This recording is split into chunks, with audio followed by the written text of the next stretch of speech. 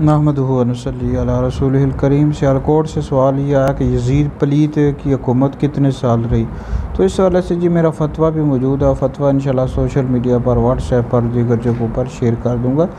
Yazid पलीत की हुकूमत 3 साल और 6 महीने रही, बहुत ही कम इसकी हुकूमत रही है। 64 सन हिजरी में शाम का एक शहर हम्स, उसका एक इलाका है हुवारैन में, ये 39 साल की उम्र में मर गया। कामिल फिर तारीख जिल्द नंबर 3 में मौजूद है।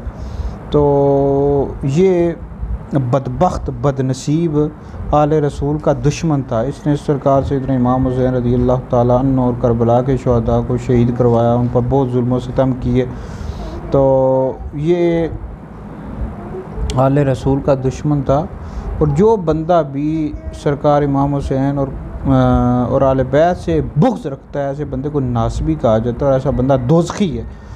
तो ये बदबख्त यजीद पलीत, तो इसी वजह से इमाम अहमद बिन हम्बल और उनके जो मुत्तबीन हैं इस पर नाम लेकर लानत करते हैं, इसको काफिर करार देते हैं। हमारे इमाम आज़म अबू हनीफ़ा ने एहतियातन खामोशी इख्तियार फरमाई इसके कुफर के हवाले से। बहरहाल अगर इसको कोई काफिर कहता है तो कह सकता है। तो अल्हम्दुलिल्लाह हम कल भी हुसैनी थे, आज भी हुसैनी, हमेशा हुसैनी रहेंगे। आले बैत से हम इश्क करते हैं। आले सुन्नत ही वो मुबारक जमात है कि जो हुज़ूर अलैहिस्सलाम के सहाबा और आले बैत से इश्क करते हैं, मोहब्बत करते हैं। आले सुन्नत का है बेड़ा पार, असहाबे हुज़ूर नज्म हैं और नाव हैं इतरत रसूलुल्लाह की।